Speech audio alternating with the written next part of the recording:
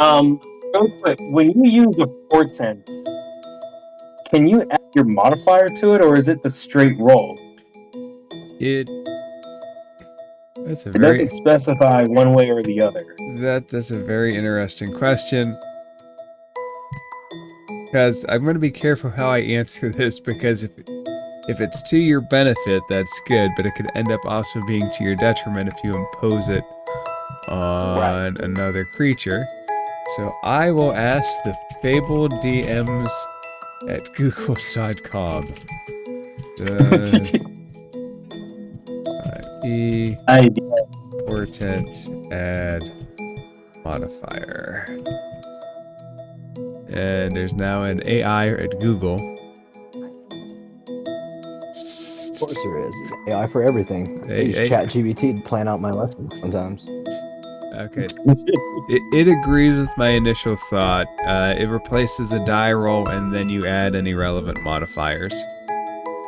That's kind of what I thought.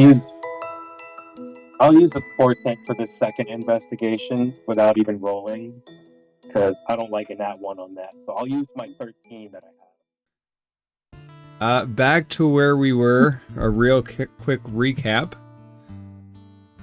Drow are going after their father to bring him home, and the party has agreed to try to convince him. He seems to be beyond convincing, so the Drow have asked the party to non-lethally knock him out so they can take him home. I don't know if that's the party's plan for Ontharix. He is currently badly injured. And we left off at the top of the order, so it will be the Drow's turn to go. Now, the last thing that happened was Nick shot a very powerful lightning bolt through these two, and the two that were hit used their reaction to fly overhead and land behind the party. And so now the remaining members are interspersed among the party. The front line is breached. Almost all of the ones directly in action, though, look decently hurt. Echo, you are currently concentrating on Spirit Guardians, which the 3 of them that are living there are in your range. The last one that flew in that wasn't in failed her saving throw and took your damage before we ended. And we will pick back up with the Drow, who is going to attempt to knock out his father. And his father, Ontharix, does look decently hurt. So he takes his sword, he twists it around so that the butt of it is right there. He misses once, and he tries a second time.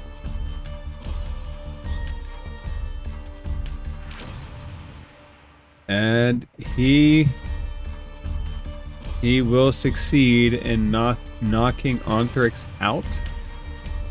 So Ontharix falls to the ground.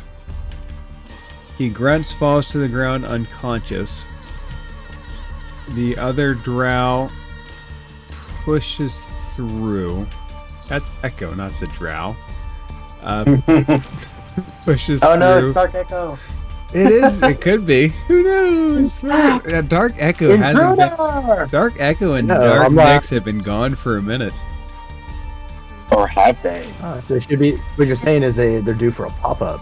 Right, you don't know. A lot of characters are due for a pop-up. It's not good to go too far without reminding you guys that there are other evil or neutral characters lurking about. So many loose ends. They're not loose ends. They're ends for me to weave stuff back into. Alright, so the 2 Drow are now attending to the body. It looks like they're trying to get a grip on it to drag it out of action. They look preoccupied with that. Next, sir, your last attack, you sent tentacle whips out towards Onthrix, which he enjoyed, but it did not bind him, it did not stick to him. It is now your turn. Chow's is floating directly above your head, claws ready to swing. What do you do?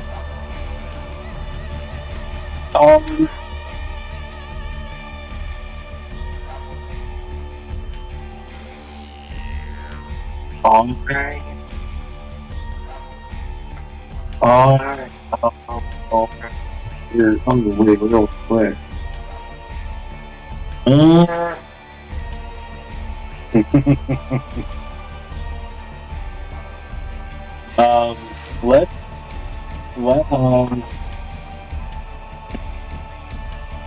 Let's go ahead and target Cal with this. We're gonna have enemies abound. So I need Cal to make a intelligence saving throw, please. DC 16. Alright, one intelligence save from a humanoid mutate. She fails. E.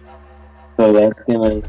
Here, let me click this cast really quick. Where the hell did it go? There we go. Now, if I remember correctly, that just means she can't differentiate friend and enemies, and she'll randomly attack whoever, right? Correct. It has to be within 5 feet, right? Or can she? No, it is 120 feet. Is that the range of the spell, or the range you that reach into the mind? Huh? Go ahead, read it off. You reach into the mind of one creature you can see and force it to make an intelligence saving throw. The creature automatically succeeds if it is immune to being frightened. On a failed save, the target loses the ability to distinguish friend from foe regarding all creatures it can see as enemies until the spell ends. Each time the target takes damage, it can repeat the saving throw, ending the effect on itself on a success. Okay. Whenever the affected creature chooses another creature as a target, it must choose the target at random from among the creatures it can see within range of the attack, spell, or other ability it's using. If an enemy provokes an opportunity attack from the affected creature, the creature must make that attack if it is able to do so. Alright, after reading that description, she looks down at you with her sickly pale eyes, her frayed hair falling down, and she just smiles at you, this unfrightened smile, and starts to lick her lips, hungry for blood. She doesn't seem to be capable of fear. With that knowledge, I cry out to the party. They seem to be immune to charm effects.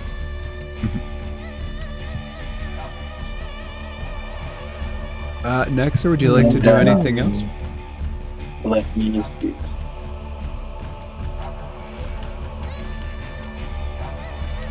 Yeah, I can't do it yet. I have to wait. Okay. No, that's my turn. Alright, next is Shroud, and I'm going to play from his character sheet briefly.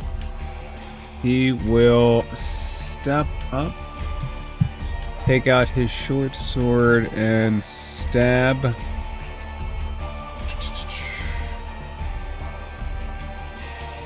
First hit hits. He's also, well, let's see how the first hit does.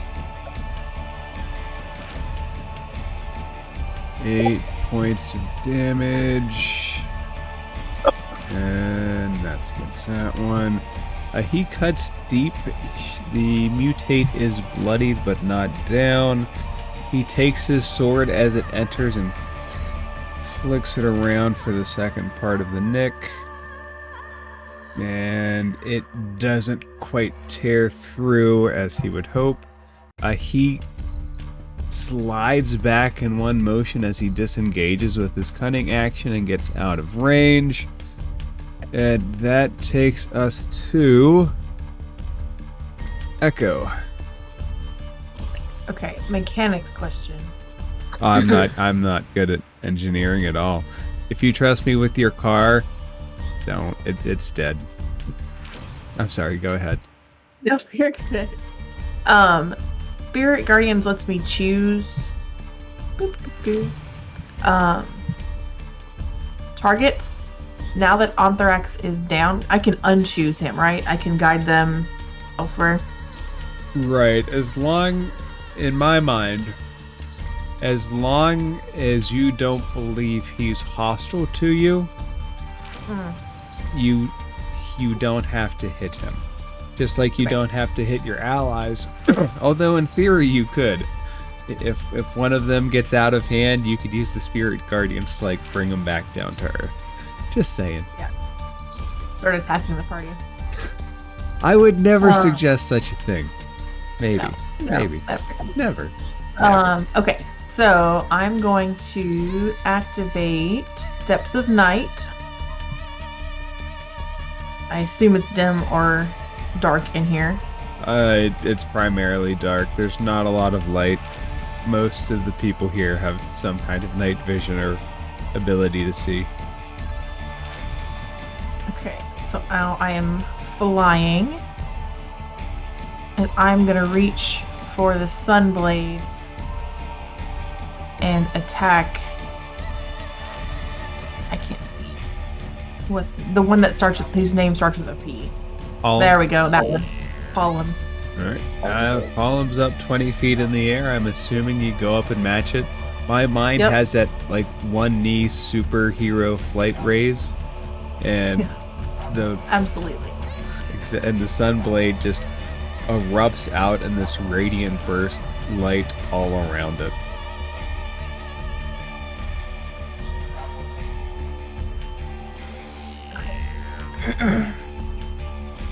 Sorry, I'm reading a different thing. Okay, here we go. Okay, 25 to hit. That hits. And I think I'm going to... Yeah, no, we'll just do it one-handed. I really want my shield, so we'll just do this one. Yeah, that +2 AC is good. It's hard to give up.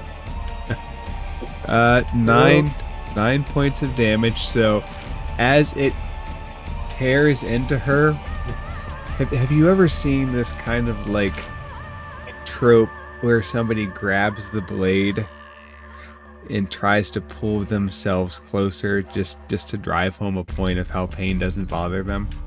Yeah.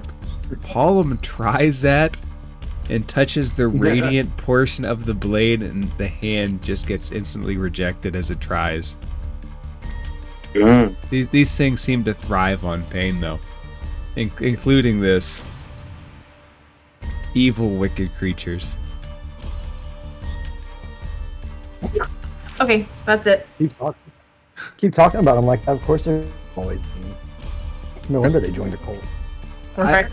I mean, they could have been normal people. Cults attract normal people all the time. Yeah, there's people with issues, daddy issues, this issue, that issue. But once you're in the cult, you're a little bit cultish. Framp, what would you like to do? Hard being from Waco. I was gonna say it's hard being from Waco. I feel like they're all kind of weird. Waco is kind of like the national memory of a cult and cult leader because it's so well covered. Yep. All right. First of all, I'm gonna give Nyx 10 temp HP. Thank you. To help weather the whatever's coming up. And then I'm going to activate my large form. Right, you basically grow to the size that these things are flying at almost. That was the plan. And then I want to hit Pollen with a reckless attack. good and reckless. Roll that beautiful bean footage. Woo! The bean footage hits. 22. Yay. Not bad. Alright, 15. That is with the rate modifiers. So 15 slashing damage. So what happens is you just recklessly swing into him, I guess. And you could see from the Sunblade and you, the body just crumbles and folds around the hit. And flying no more crashes to the ground. Woo! Dead or still alive? Quite dead. Oh, dead. Alright, in that case, I'm gonna run over to Charles. I'm gonna swing on him, though not recklessly, because I can do that once. Ooh. 14. 14 is just enough to hit, actually. Oh shit! It is, you have hit the AC exactly. I feel like that's on purpose because they just love pain so much. It could be. They could be better armored, but they are not. And this one with 2 hit points left also is just torn heavily by the hit. Skin parts, guts fall out, and underneath the ground where it hits is just ooze and green sickly pus just there. And I want you to imagine the smell of this. Imagine the smell of a blistering infection that has been festering for days on end. You have just unleashed that, and It smells like almonds. disgusting. Can I use a free action to cast Prestidigitation to like clean ourselves off? That's gross. I'll allow it. Thank you, because good lord, man. Alright, Framped, I do believe that does that. I'm gonna take a free action and go lawnmower man, motherfucker. And then I kiss the axe and I said, "That was for you, Grum." Oh. Right in the thump thump. By the way, I dude. name the axe Grum now. The name is Grum. Aw. Yeah. Oh, dude. Thump thump. Thump thump. So what you see next, Harley, for anybody who has line of sight on her, flies to the ground and lands. Actually, she goes diagonal so she doesn't waste movement. Lands claw out, stops at Arthurix, and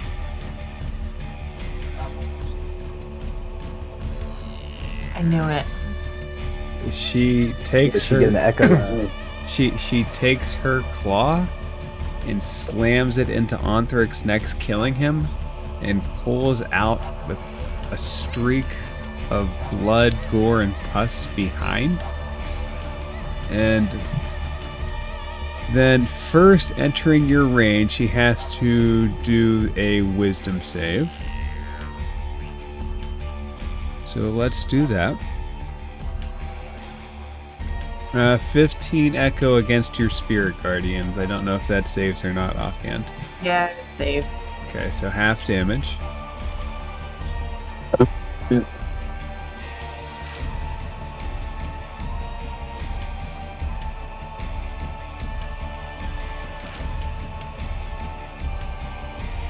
Alright, and while you roll damage, you're about 20 feet up, so you're not quite in normal striking range, but she does hold out her hand, perturbed by your spirit guardians, and she shoots off a nightmare blast, which 22 will hit. Echo, I need you to take 6 points of psychic damage and do a wisdom saving throw. You are quite wise though, so I am certain that you have this. 22. Yes, you are not frightened at all. But she still takes a step closer with the last bit of her movement and looks up at you. Her wings kind of twitch like she's getting ready to fly as soon as she can again. Bring it. Nyx.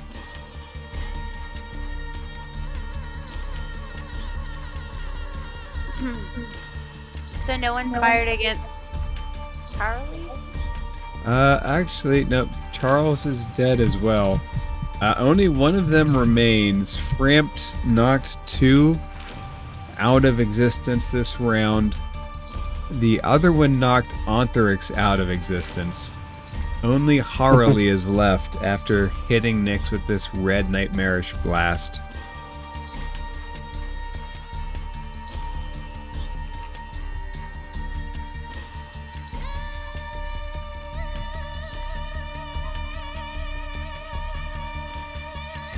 Decisions. How does she look like her? She has taken the least damage of any of them. She was really the last one to enter the fight, and she was not in the lightning bolt path.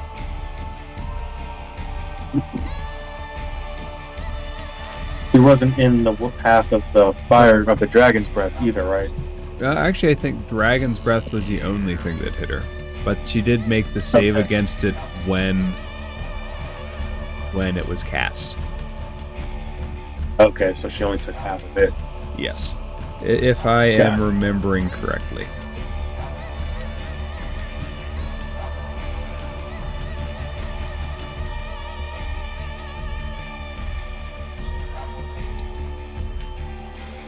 Let me do a firebolt. Alright, go ahead and make an attack roll.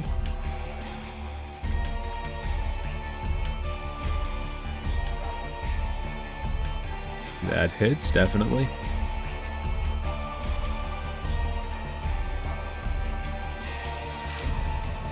Nine damage has her licking her lips from the pain. You can see the hair singe off more. Now the smell of burning hair and pus are also there. As Nexer is probably trying desperately to keep everything from being awful smelling and looking with quick swipes of prestidigitation. Okay, Nyx, would you like to do anything else? Nope, that's it for my turn. Right, these drow. Actually, sorry, I forgot one thing. To move speed.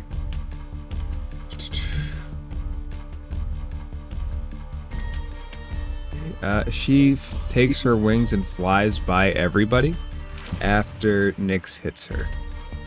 And the drow will take their crossbows out, one after another, and see if they can hit her. First one fires, hits.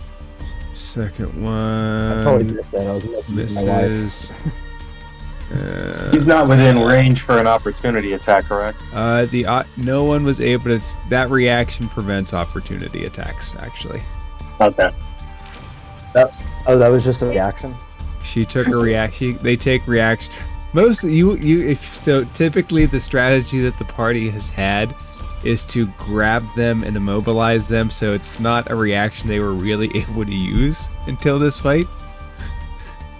Because Gotcha. Nexer has kind I of was only like wondering- taken their legs. Losers. Okay. So I didn't miss out much. I wasn't sure what was happening. I had to text my wife or something, and then I thought that I could use the branches thing, but I can only do it on their turn, not during a reaction. Yep, it is not her turn yet. Their reaction, it's a pretty good reaction for a lot of things if you're trying to get past the front line of things. She seems to be inclined to head towards the door, or at least change where the fight takes place. I've done so well against these things, but those little like creepy Lovecraftian pyramid things really messed us up. I feel like these things should have worked.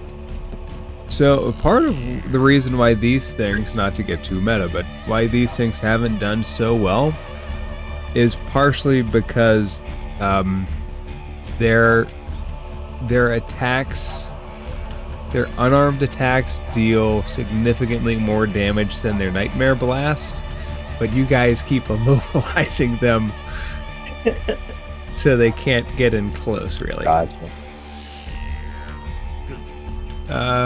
The Drow So go... Nexer, Oh, it's my turn. it is your turn. The Drow have just fired crossbow bolts at this thing. One hit it, the other hit the rubble.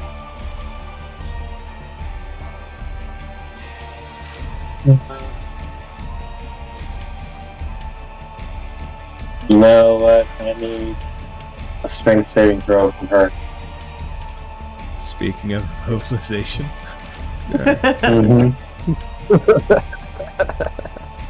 If it works, it works. Pretty man. much. You Right. know, why fight something that has had success rate so far? 16, which I think is your DC. Oh no! I knew I should have used my portent beforehand. Damn it. Or you might still need it. I know, right? Okay, so she manages to slide out of the way of this grasping hand. It doesn't quite do it, but creeper style, Zelda style, straight from the wall, slow finger grasp. She takes her hands and pushes off from it, and remains in position, safe, ungrasped. Anything for a bonus action? Whose turn is next? Shrouds. And I'll just, for the purposes of this combat at least, I'll at least give Shroud attack, so that way he's not completely out of it. Does he utilize his bonus action on a regular? He has utilized cutting action regularly, yes. And what is that? Basically to avoid taking damage? Cutting action allows him to disengage as a bonus action, so you see him constantly slide into combat, take a couple of stabs, and then use his disengage action to slide out of range.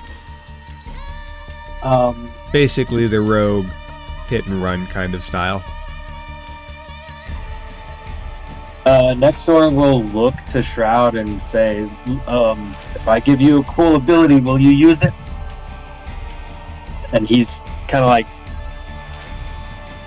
He says, like struggling to blow out a candle to signal, obvious. Sorry. you know, I Glazed was over and kind of like a robot. sure. I was with you until blowing out a candle. Essentially, I'm trying not to waste the spell slot, so I'm asking Shroud in character if he would use it if I used it. He's not gonna fight you, but he just says, I can shoot her with the crossbow. Alright, scratch it. That's my turn. Yeah, that's difficult. Shroud pops around the corner, takes a short bow, pulls it back, and I'll move over out No. of the way, too. Shroud horribly misses as the arrow hits the statue in front of him, and he just ducks back underneath. Echo. Okay. I'm going to fly all the way up. Let's do it. So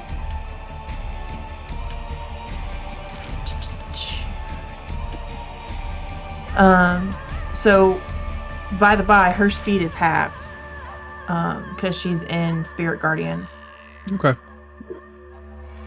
But I also need another wisdom saving throw from her. Alright, let's see how wise she is. Still, she is not happy, but is she wise? And she is 17 for the save. Alright, well, you can't win them all, I suppose. She still Yeah, you hit takes him next. Yeah. 10 damage, or I guess she takes 5. Yeah, and it's still damage, and your spirit guardians are kind of whizzing in and out of the holes in her wings, and she's actively trying to swat them like they're bees. You can try. You can never get them all. She looks at you and she says, "Damn bees, I know, always stinging. Feels good sometimes." We'll go in a minute. Yeah. I'm gonna swing with the Sunblade and really hope that. Dang! Oh no, it's a 14. 14 is good. Yes. Okay. So that is 7 damage from that. But, and I always forget this, I have Divine Strike also. So I'm going to make her take another D8 of Radiant. So an additional 8. Right. She looks badly hurt after all of that damage. She is still alive. You can see fluid start to leak though. She is approaching death a little bit by little bit. Good.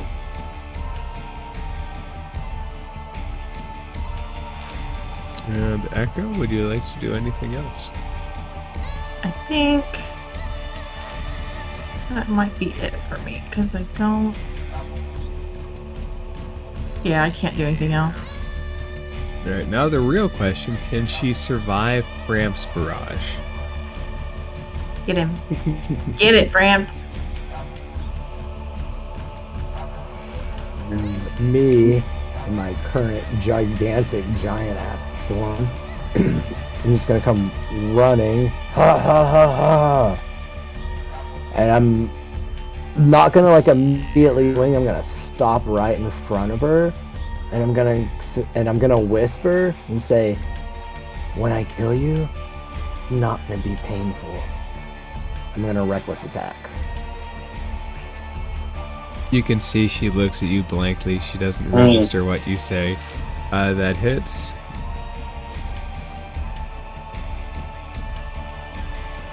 Mm, 17 slashing damage. 17 damage. Her last words to you with a curling smile as she dies. As she finally registers what you said, her dying words are, "You lied." Smiles and falls to the ground dead.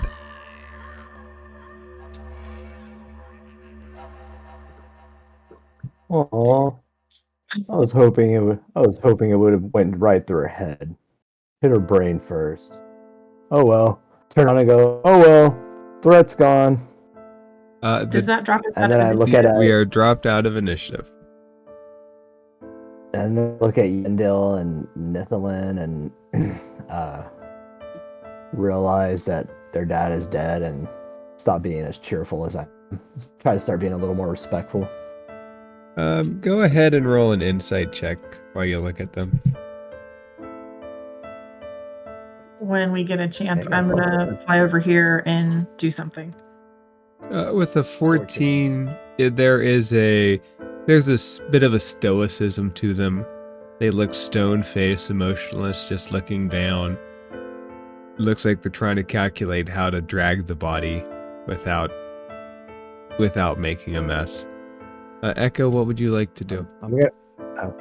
I'm going to tell them I can't bring him back, but I can help.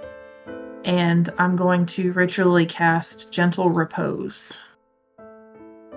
The human while mutate she's ritual monsters. casting. Yeah, go ahead. Sorry. No, go ahead. No. I'm going to say the humanoid mutate monstrosity will be gently reposed. At least they won't be carrying, like, a gross body. I don't think there's a spell that could make that body entirely not gross. I think it'd be like true resurrection or something for these guys. Like after you set them on fire, like burn them completely. I'm going to like kneel down and just say like a tiny little prayer, like, please, Yggdrasil, guide his soul to the proper branch, give him peace that he couldn't find in life. And then I'll look at Yandel and Len, because I'm kneeling and I'm still probably taller than everyone. I'll offer if they need any help with transportation or something, anything I can do. Yantha looks at you, and you don't speak Elvish, right? But he speaks Common. Yeah, I don't speak Elvish. Dwarvish, Common, and Giant. I speak Elvish, though. I could probably I do translate. too. The other three don't speak Common. Yantho and Nithalin do. And they would observe who is speaking what and who understands what, so they'll tell you in Common that they appreciate it. They will pass on to you that they are going to head through Gibbet's Crossing, which is the offshoot branch to the left as you enter in. They will be able to enter the Underdark there. They will tell you that Gibbet's Crossing is a crossroads for many places in the Underdark, and that they appreciate the offer, but they have a long travel. They have weeks of travel before they get back to home. And I want to thank them for their help. Once again, apologized. With most courtesy and respect as I can give to them. I am very thankful and even a little somber about their situation. They appreciate the sentiment. They will, as a group, to the player that's not here, Valios will give Shroud that lizard medallion that he has as a sign of his appreciation. And they will let the party know that if they are ever in the Underdark and need assistance, that if they get word, they will come to the party's aid. I bow in like a respectful, thankful gesture. They lower their heads back, and they in an attempt not to be rude but still move on with things, you can see that they have a desire to get out of this place. So they begin to transport the body right away. They get all of their brothers together, and gentle repose doesn't fix the wounds that have killed somebody. So there's these big claw wounds in his neck. A reminder, really, of the path that he chose in life by going for this Cult of the Obelisk. A decision most people would find foolish in and of itself. Everyone seems to be driven by this power, this hunger for power, this far realm fever that is settling in on everybody. They will leave, and they will leave the party to their own devices. You have now entered the cleansing chamber. The bodies of the human mutates behind you.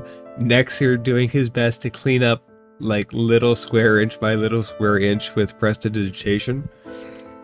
No, Nexer is trying to cast a ritual while Echo is casting her ritual. Okay, so is Nexer doing another divination spell? He is. He is going to cast augury. We're reading the birds. I like it. Is what I do, right? You want me to read it out real quick? Yeah, that's fine. Okay, you receive an omen from an otherworldly entity about the results of a course of action that you plan to take within the next 30 minutes. The DM chooses the omen from the omens table. Weal for good, woe for bad, weal and woe for good and bad, and indifference for neither good nor bad. The spell doesn't account for circumstances such as other spells that might change the result. If you cast the spell more than once before finishing a long rest, there is a cumulative 25% chance for each casting after the first that you get no answer. Alright. Sorry, I'm half So listening, essentially, half reading. like the course of action within the next 30 minutes I would be inquiring about is essentially our continued delving into these caverns, trying to find these obelisk shards. Okay. Oh, and I get a spell slot back. Good job.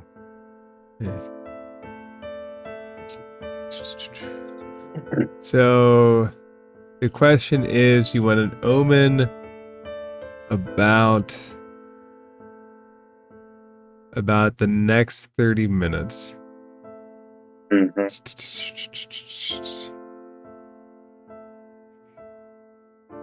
Let's see. I'm going to give you a cryptic omen and hope that works. There we go.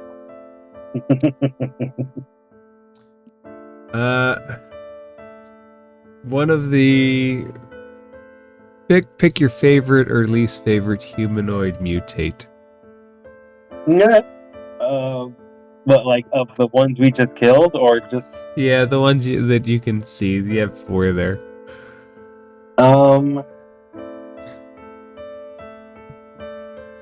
You know what? I'm gonna give it to Harley. She did the most. Okay. As you cast this, your cryptic omen that I'm going to give you with this is you see her skull crack open a bit and her brain material start to become visible and slightly more visible and more visible. Take that for what you will. Well, is that wheel or woe? Yes. It's both. All right. Yeah, that was freaky deaky. I think I would bring that. You know what? I think since she's furthest in with him, I'm gonna go over towards Echo and Fram. On the way, gather Nyx and Shroud and inform them of the vision that I just received regarding Harley's brain. Lovely. It's unclear, I'll admit. The message is very open to interpretation, but it certainly sends a shiver up and down my spine, so I can only imagine that it's not a good sign. I look at Harley and I'm like, tell me. If you ask me, I think it's an improvement in regards to the brain You would have still loved it. open more.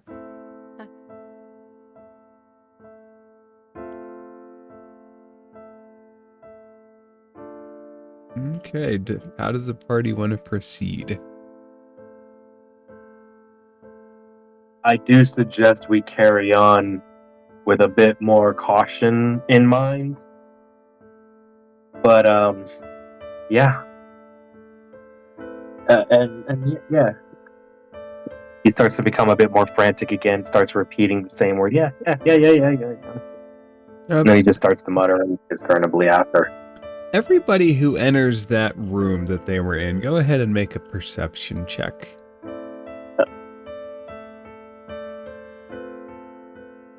Perception. I'm going to chalk it up to him having cataracts. We have Wonderful established 5. he's old and out of his I've got a mind. 14. 14. Poor fella needs to be admitted finally. Receive the proper care. Nyx, did you roll a perception check too? I am about to.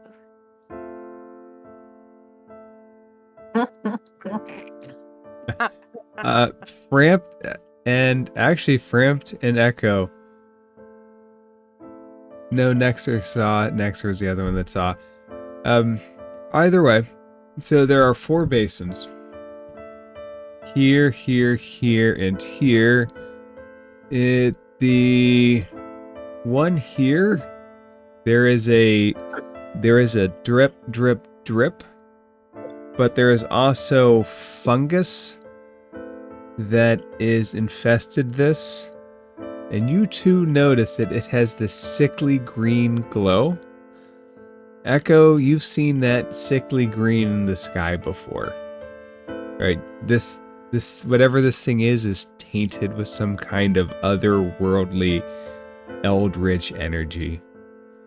And it's just slowly leaking in.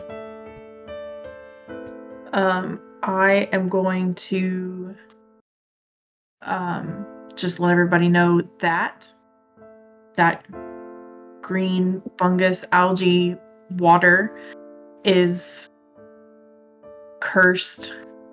Don't touch it, don't drink it. Anything with that color was probably best avoided. That's the same color as the manifestation of the curse over Phandalin.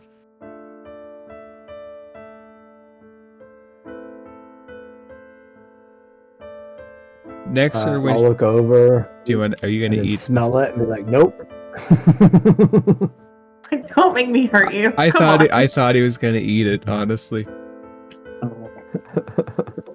Nexer, when she talks about over Phandalin, I don't know if that would trigger anything to your previous vision, by the way. But you did have a vision about being over Phandalin. Yeah, I'm going to actually ask her to expand on that. Seriously.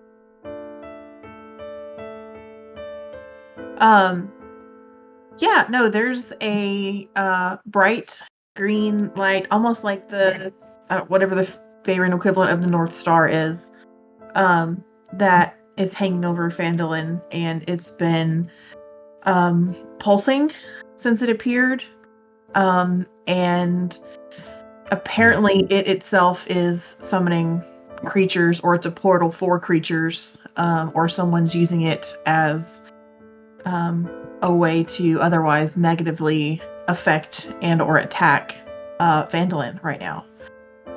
It also burst out of the chest at some point and gave me a really weird vision of Phandalin decimated. I'm just gonna talk here, so I don't know how you want to take control when you need to, DM. But I'm gonna kind of talk both in and out of character before making any rolls. However, that being said, in character, that kind of sounds like it pertains to mind flayers and their MO.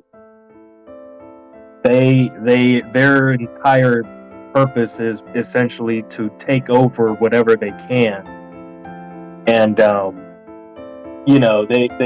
they just wreak utter destruction. So I'm not sure about why we're flying overhead, but that beacon overhead seems to be the main source of their destructive purpose. Ramp looks at you guys and is like, "What's a flare?" Wait, you guys don't know about mind flayers or aboleths? Not much. We saw the image of one on the table in the room back there, but that was an ambush by something else. It was only, an image. I've had a vision that mentioned them. You said what? I've had a vision that mentioned them, that said they were the cause of most of what was going on. Would it be too far to say that I'm aware that these shards are definitely connected to the Mind Flayer's agenda? Would that be far-fetched, given my backstory? No, I will let you make whatever assumptions you want, and then if you're wrong, it'll be even funner. Feel free to feel free. I love that answer. That's oh my god! Just let the players misinform each other, right? Yeah, I mean, yeah. All in character. No, I'm trying to portray the correct information that I would have through my research. Let me roll a history check first. I think that Roll a history check on this. that is a legitimate assumption, without me 100% confirming that it's right or wrong.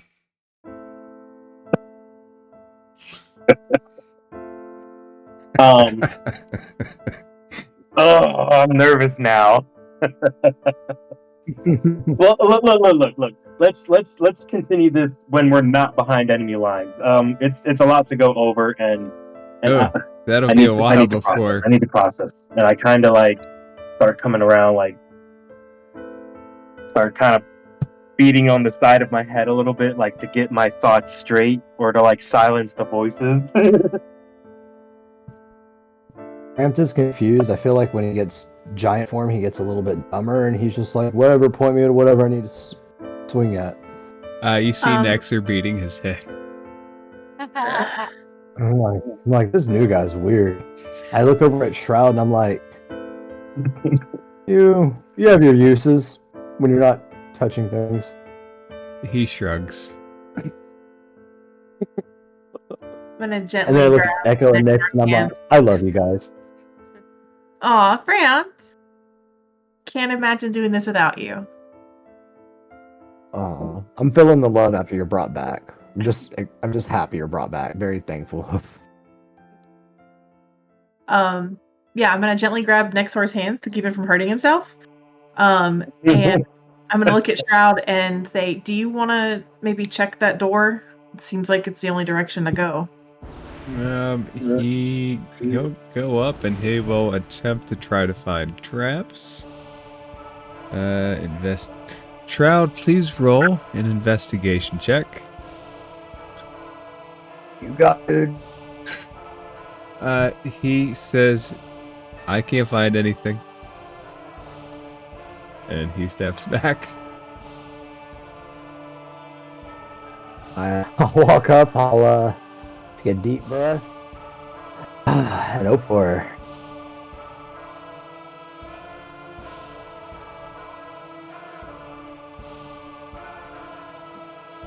It enters into another room.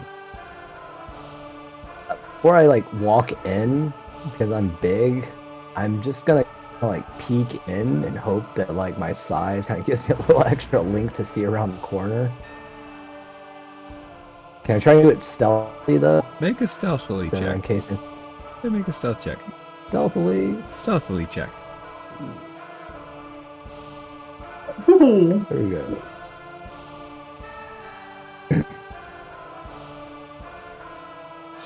Alright. Okay, that is very stealthy. Columns within this pillared procession hall bear images of pious dwarves holding mining picks. I step back out and I'm like, hey, next door, you might appreciate this. And I hope it might calm you down. What? Come in here, check this out. Check this out. Hey, And I What the- point out the brother. Cousins. I'll follow here. Follow Frampt. I'm like, stay close behind me, guys. Anybody that wants to can roll a history or a religion check or another check, insight. Anybody that wants more information about the statues of the room. Moose. Ooh, Nix, that's good. Ooh, nat 20 on it. Right. Ooh, you guys are using all your good rolls now on the fluff. Did you say history or religion? I know, right? History, religion. There's a lot of potential information in this room. These are statues, though, right? Yes. Echo, you are otherwise distracted. The collective God damn it. the collective information here is these are statues to dead dwarves that are probably buried in the crypt. This is a procession hall that leads to places of worship and reverence. You are probably close to the crypt. and you are probably close to some religious area designed for the worship of ancestors and the pious dead, and of course, Dumathoin himself.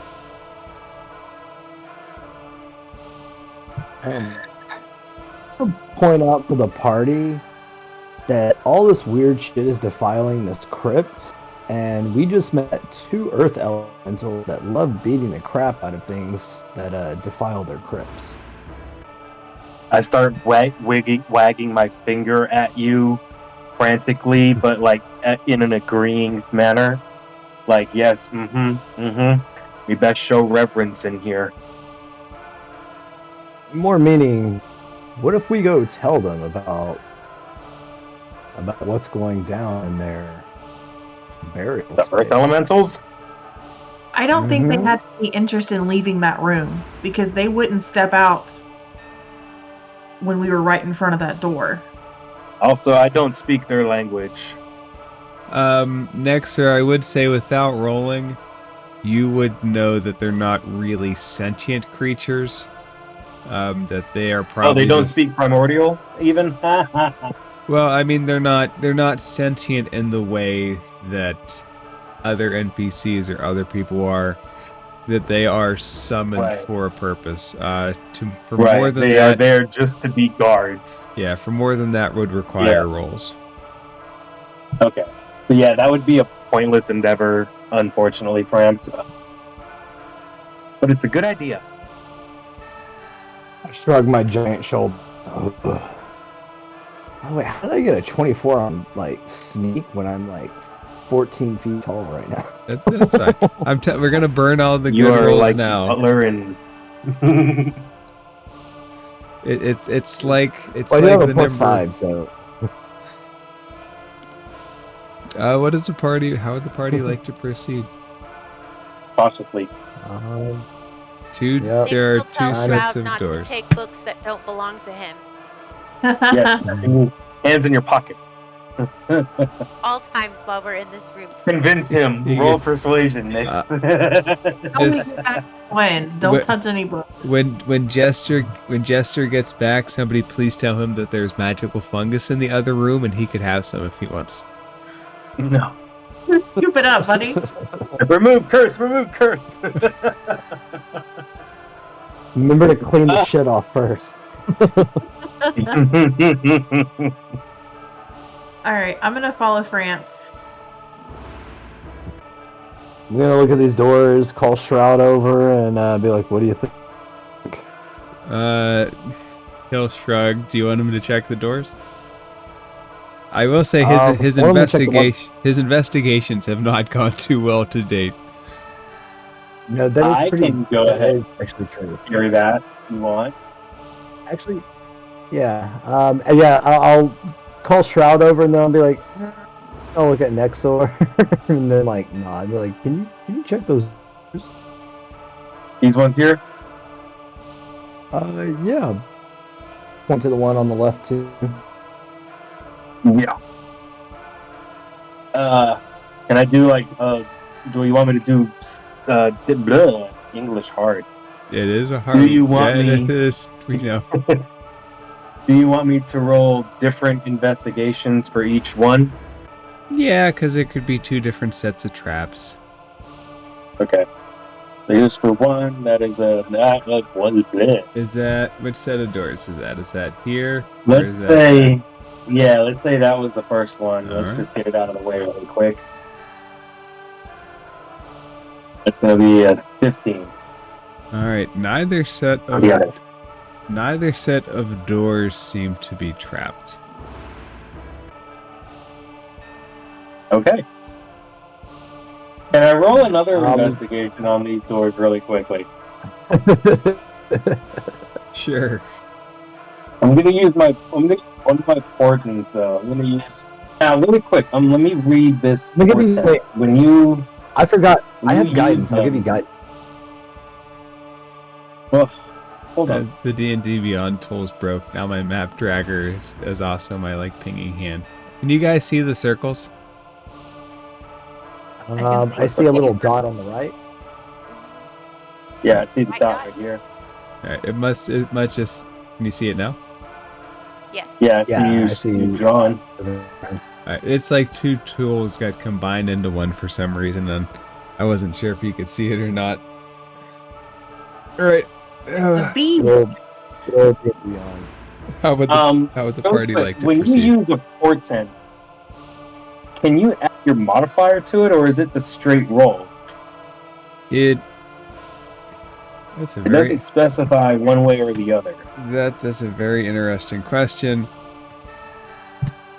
Because I'm going to be careful how I answer this, because if it's to your benefit, that's good, but it could end up also being to your detriment if you impose it on another creature. So I will ask the fabled DMs at google.com. Does portent add modifier? And there's now an AI at Google. Of course there is. There's AI for everything. I use ChatGPT to plan out my lessons sometimes. Okay. It agrees with my initial thought. It replaces the die roll, and then you add any relevant modifiers. That's kind of what I so thought. I'll use a portent for this second investigation without even rolling, because I don't like a nat 1 on that. So I'll use my 13 that I have. All And since it does add the modifier, it'll be 13 plus 8, so 21. With the 21, you don't find any traps. You do, however, notice with the 21 that it looks like this door has seen use recently. It's not too far to assume that the Cult of the Obelisk might have used this door at times. Hey, big guy. Hey, big guy. What? Come here. What? No. I'm like, No, as I'm looking around no. because you are a dwarf and I'm like 10 feet tall now. Sorry, that's all in character. But yeah, Same here. I'm like, look around. No traps. No traps. But these doors over here, don't trust it. They look like they've been used frequently and recently. I don't know who, but and I just kind of. I'm gonna point down to the south doors and say, "That's where we need to go," and then I'm gonna go. But this is where I want to go first, and then just open these doors. You open those? I want to like stealthily open the doors though. Yep. Go ahead and hit the stealthily button. D&D Beyond has taken my ability to scroll the map away. Evil program. That's fine. I can erase the parts I need to. Or the whole fog of war. No, what fun is that? Clear it all off. It's fine. Maybe eventually. Okay. I'm just gonna walk in. Alright, let me read you what you get. The west end of this long room bears an elaborate carving of a mountain filled with gemstones. On the west wall is a dial covered in simpler carvings. The dial center has a faceted indentation like a socket for a gem. Above the dial is a phrase, "Only a complete gift opens the crypt beyond."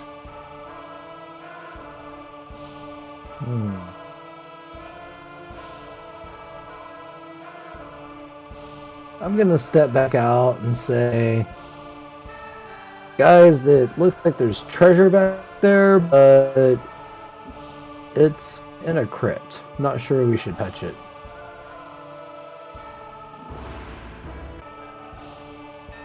And then I'm gonna add for respectful reasons and pragmatic reasons, and then like make myself kind of look like a stone golem, like kind of pantomime like a an earth. Or not earth, stone golem, but like an earth elemental. Just so you know, too, so you know a little bit more about what you saw. The dial's carving depict a faceted gemstone in various stages of completion, ranging from a handful of marks to a completed emerald cut stone. Wait, so it's like multiple gems need to be set in it, or? So they're in the center. There is a socket, and there is a dial that you can move to point at the various stages of a gemstone in form and stages of completion. Yes. I see what you're saying. Okay. Does any one of us have something like that?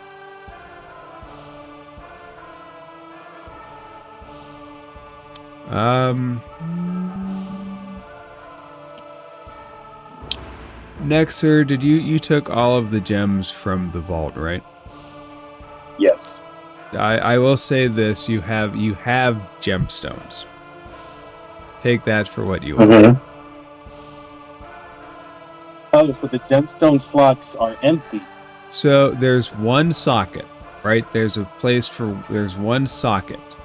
The rest are carvings, and there's a dial. Like if you think of a combination lock with the dial in the center.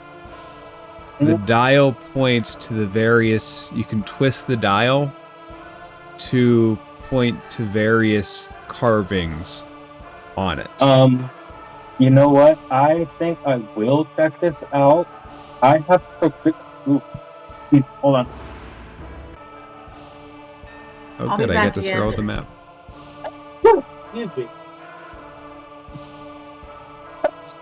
Excuse me. Sorry. Sorry about that. I do have proficiency with jeweler's tools. Okay.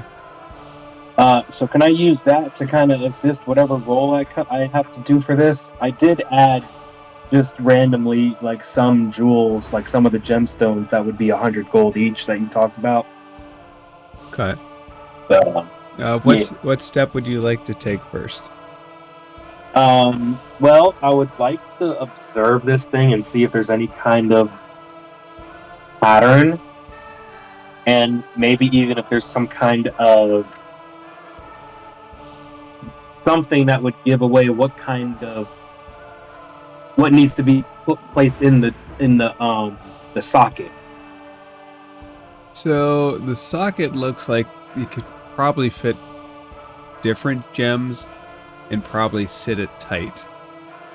The dial, there doesn't seem to be a specific pattern. There just seems to be different carvings of a gemstone in various stages of completion.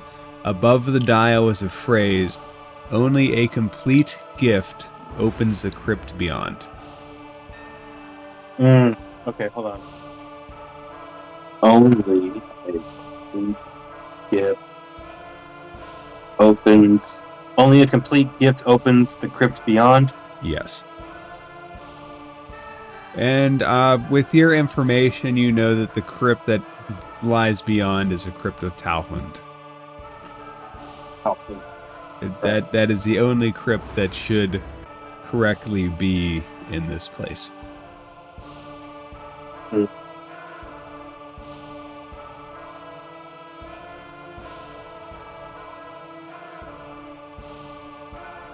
The dial can move on its own right now? Like, it's not chained or anything? You can move it. Okay. It won't move on its own, but you can, like, twist it and turn it. Only a complete gift. Can I follow a history check on it? Yeah. That's going to be a 25. If it's familiar, like it's the dwarves in general, or if I've being familiar with jewels in general, I would understand that phrase in from the industry or something. So With a 25, this is what I'll give you. You know that dwarves as a people appreciate gemstones and carving and the process.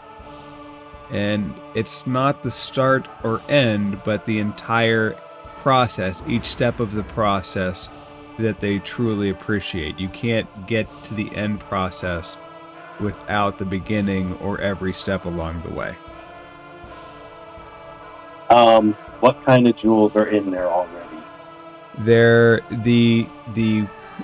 depiction, the carving, is of an emerald cut stone in various stages of completion. There's nothing sitting in the socket currently.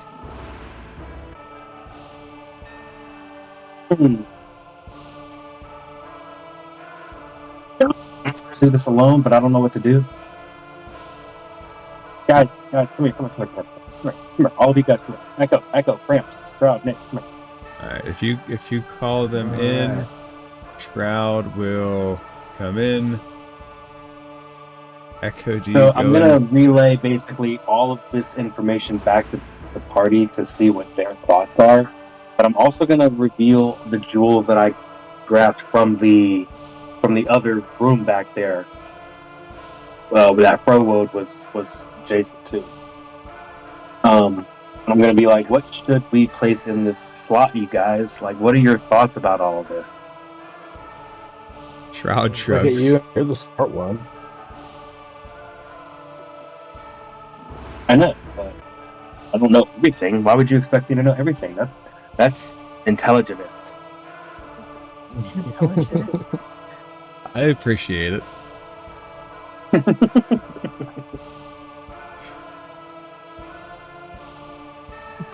Have an amethyst. Will that help? It looks like you could probably fit an amethyst in the socket. The socket doesn't look like it fits anything in particular. It looks like it could hold a variety of cut stones. A conglomerate? Like all I have at none. once, or just one at a time. It can hold a single stone. There's one Okay. socket per placement. That Well, stone you know, be in if the shape of a brain. Nix, if you are being so kind to offer, I would be so humble and appreciative to accept. Okay, I'll give you my amethyst. My dear, my sweet dear.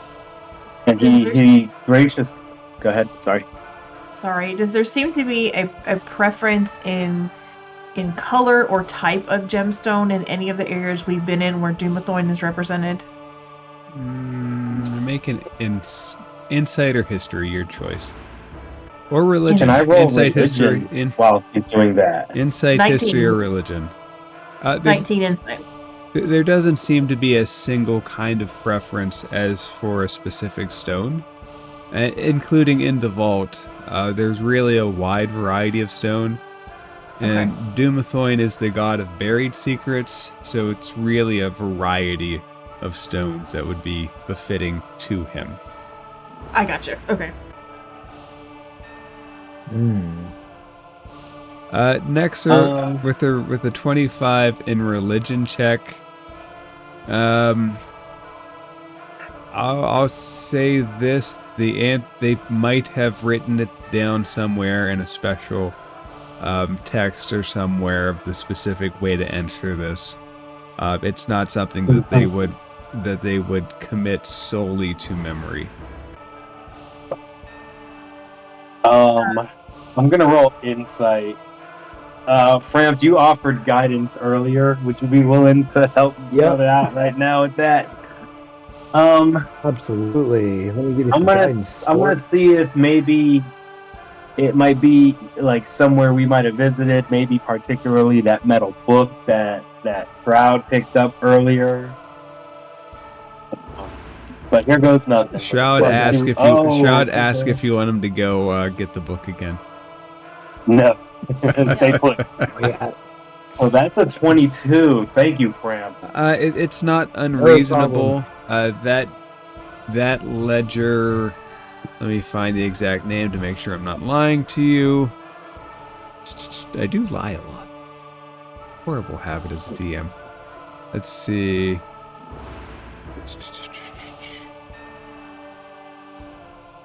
No, it's just the so the Granite Ledger. I thought it had a different name.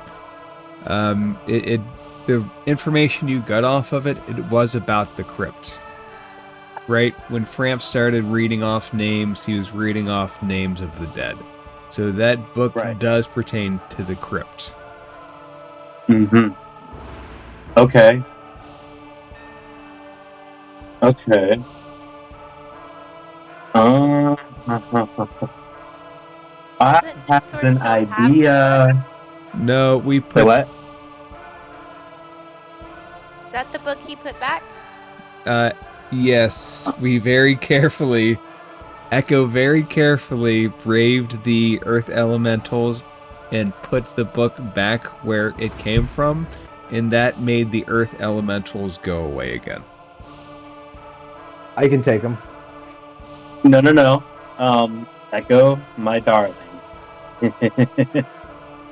I know I have given you cause for concern of my own well-being and possibly if I'm here to sabotage your mission at all. But I have an idea, love. And I look at her and then I look at the rest of the party. Kind of like waiting for any go-ahead to continue or not. I'm listening. Nix will wave you on. Okay. I believe that I can go in there and search through the book, memorize the information we need, and come back here with it. Come back here with it. Not the book, the information. But I might need a little help from one of you. And he asks, looking around, he asks, is anyone capable of casting an invisibility spell?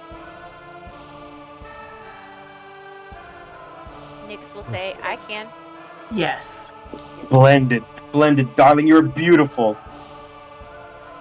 And just to clarify, it's invisibility, not greater invisibility, correct? Let me look. Mine is greater invisibility.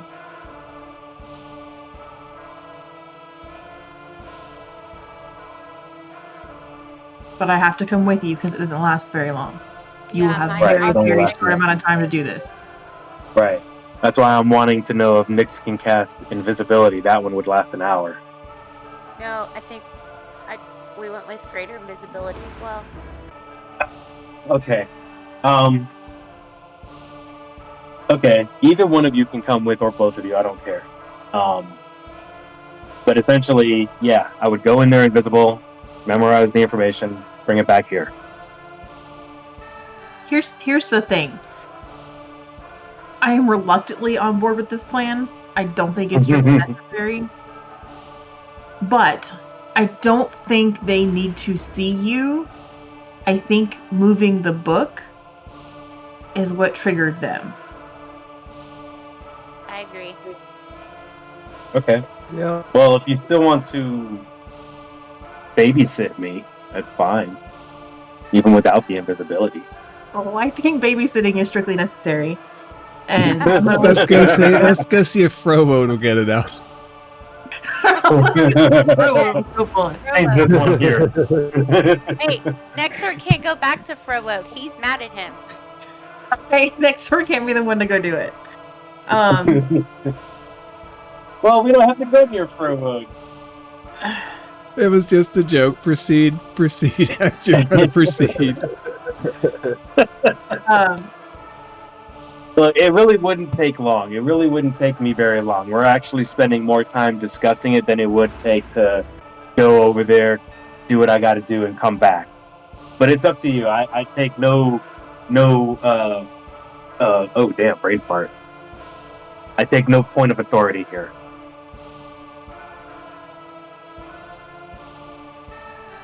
I'm gonna look at Framp. What do you think? I'm like looking around. I'm like, Aren't we on schedule? We maybe want to do this after. I mean, it's great. It's just there's a lot of weird shit in this place, and I don't want to get in a small room waiting on you. Maybe we should finish clearing this place out first.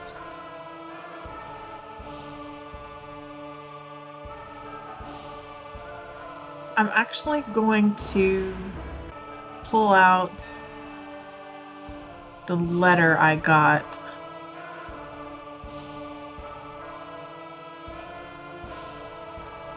Your father's letter? Yeah. You got a letter? No one writes me letters. Is there anybody in the world that would write Frampt letters? I would happily draft a letter for Frampt. You should.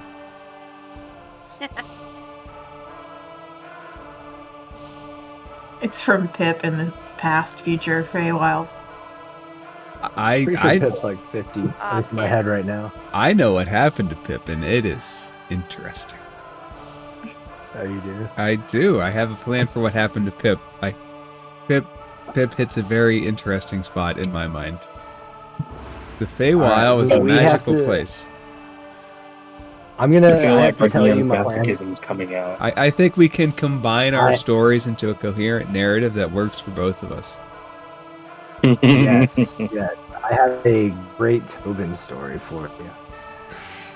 First off, all Tobin stories are great. We need his Lucky's rabbit's foot about now. Pip will come back with Actually, a I have a severed great- rabbit's foot and say, "Here you go."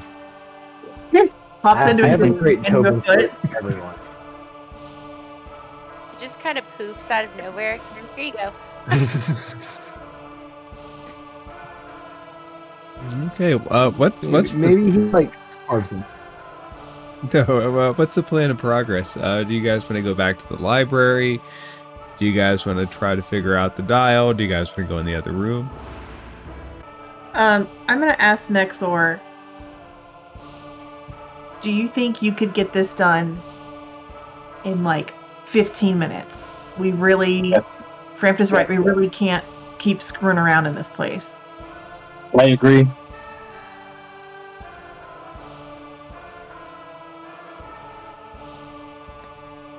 I'm like, sorry, buddy. Next time, we'll come back. I promise. I'm curious. I have to come back anyway.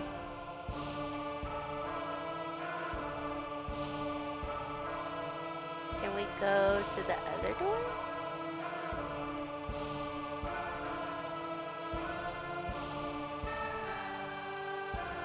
I'm gonna put my hand on Nexor's shoulder and say, I promise, if you stick with us, I'll bring you back. He's He's content with whatever the party decides to do. He was just excited that there was a puzzle to solve. There is a puzzle. But no, it wasn't his. He wasn't trying to waste more time. He got distracted. But since Frampt kind of course corrected with the whole thing about it, 15 minutes I can do it, but Frampt is right. Let's go. Yeah, I mean, take it forever you want. I'll just say the Crypt of Talhund was one of the places you were tasked to go. Whether you want to do that now or later is entirely up to you guys. Oh, I must have missed that. I'm sorry. I missed that. You were I tasked didn't- you were tasked a long time ago to go to Talhund, Gibbet's Crossing, and Talhundereth, Crypt of Talhund, and Gibbet's Crossing to find That 3 I obelisk shards. I missed that this was that crypt. I'm sorry. So are we In that case, gonna go for it then, or what? Well, you said Talhundra, the Talhundra. Crypt of Talhund, and Gibbet, Yep. Talhund, and You're- Gibbet's Crossing. So I feel like we're already in Talhundra. So Yeah. let's clear The Crypt of Talhund is basically behind this door, and then Gibbon's Crossing is back up top where the stairs are. So technically, Yeah, but we we're still where we haven't- need to be for all 3 things. Well, True. Alright. I just feel like we're going into we're feeling like going into a crypt feels like we're going in a whole like separate area. Yes. Like I mean, that's kind of And what we're like supposed to find. What we're supposed to find. I know what I'm saying is, don't we still have to get the shard from here though before we move on to a separate area? Like, Mechanically speaking, is that like a mechanical question? I guess so. Yeah, that's what I'm saying. Who Like, says they're it not feels like behind give it- the crypt? I don't know what the question is. I'll give you this for Well, like a mechanic. Like, do we have to go to Talhundereth to get to the crypt of Talhundereth, or is it like we have to be here and in the crypt? We have to get stuff from here and in the crypt. You guys are in Talhundereth right now. You haven't found a shard yet. Right. Mechanically speaking, Right. I have no preference where you guys go. You guys could abandon these three places altogether, and I could roll with it. You guys have to go with the spots that you think are best. So, but the crypt of Talhund was on the agenda. I completely forgot about it myself. Right. But what he's saying is the point- crypt of Talhund was on the agenda, which is what this is. I know. I'm saying in addition to the place we're already at now, we set the shard here, and before we open the vault, which could be holding a lot of crazy shit, and this vault is keeping it back. Maybe we should clear the rest of the place out that isn't behind a vault, just in case that shit comes out after we open this vault. Yeah. I got what you're saying. I understand what you're saying. Okay, as a player, I am entirely confused now. And I'm going to blame the dog because I had to miss a bunch. So, But also, it sounds like there's a shard here and in the crypt, and we're already in this part. yes. So let's Well, there's that one. Then yeah, I was gonna crypt. say there's really no guarantee where the shard is, but if it's not behind the vault, it's probably somewhere beyond the other set of doors. I get what you're saying. So a reminder as to when this came, when you guys defeated Ruxathid the Chosen, there was a message from whatever that crystal thing in his head was, ordering him to retrieve 3 shards, one from each spot. You went to Gwen, Right. and Gwen basically pointed you out to these 2 places with the knowledge that the crypt is in Talhundereth itself. Okay. So this is one place I remember. The other place was dealing with that supposed dragon's roost, and then the other third place I can't recall. That's I don't think there was a shard there. I think it was pretty Was much. that one out? That's been potentially hanging as the information for that was even before you went to before you guys killed mine, right? Yeah, that's been potential. That's been a potential shard ever since Grum's initial vision. Actually, that's been a potential shard. Oh. That's the first shard that you were aware of that you didn't have, if I remember correctly.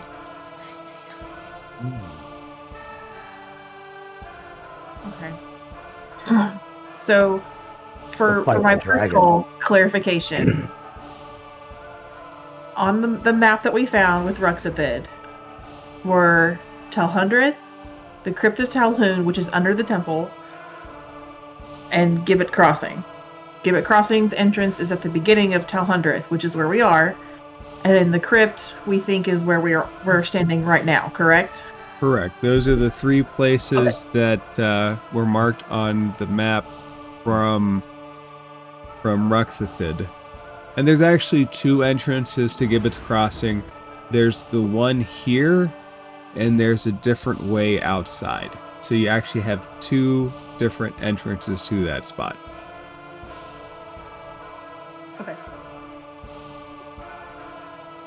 Okay, so if we think that this is a crypt, the Crypt of Talhund, I'm 100%. How we go about that, I don't know that I have a preference.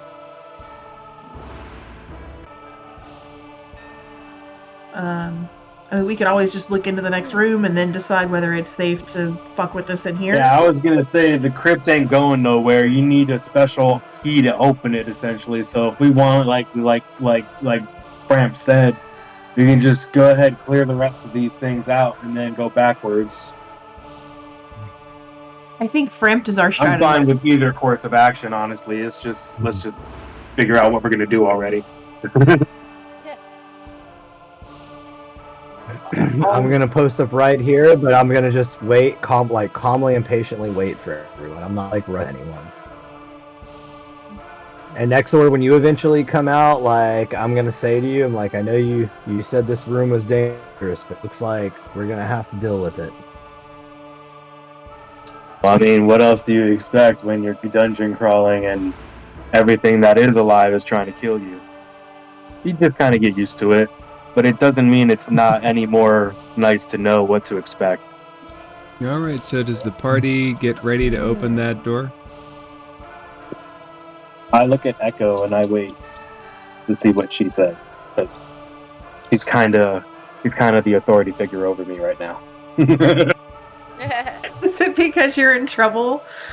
Yeah, I'm in timeout, so like I'm looking at her like, what are we doing? Okay, yeah, I think That's true. I would. Hold on, better guys. strategy. Stepping out. Sorry, my daughter knocked the headphone jack out. accident. Accident. I missed the Talking last about authority second. figures, But, and then here comes the little chaos demon. Wow. she says Okay, hello. I vote with Framp to the doors. All right. I will like look at Echo, and like that kind of protective brotherly way at this point, because like I'm still a little shocked by when you died, and so a little protective, and I'm just like, you good? Ready for this? Yeah, let's And do I'll it. also look back at Nyx, because she's the other person I've been here with like longer, and be like, Nick, you good? And also because you died, you too also like almost died. Good. Ready. All right. Nexor and Shroud, I like nod at you guys, and I open that door. Hoorah! All right, and that seems to be a good place to call it until next week. That's what I figured, honestly. It just occurred to me. This is where Shroud needs to hear. Yeah, I mean, we hit the 10 o'clock spot. We've gotten rid of the mutates, and Daddy, will you do magic with? Oh, will you do magic with her? yeah, she's got little magic tricks that she's working on doing. It's very cute. You'll have to show me one day. Yeah. It would be a fun video. Yeah, probably. I have a couple magic sets. And you're very good at them. Thanks. Luigi. She's holding up Luigi to the camera. I got a little stuffed Luigi from her for Valentine's. Luigi Mario, not any other Luigi. Mario, Luigi, Luigi, little Yoshi, Luigi Mario, Mangione doll? Mario. That's a completely different vibe. Ellie the Oh, for that Eagle. Luigi. All right, I just got my daughter into Mario. She likes playing it with. my daughter loves the Mario video game. I've been playing it since I was 3. So I did get her into video games a little bit too early on, probably. False. False. I waited forever. Now that my daughter's 5, it's like, hey, do you want to come down and play Mario with me? What's Mario? Oh, kid, are you in for a treat? Oh boy, let's go.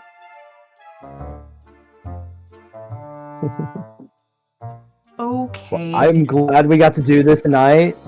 Yes. Thank you, everyone. Yes. Thanks everybody for coming.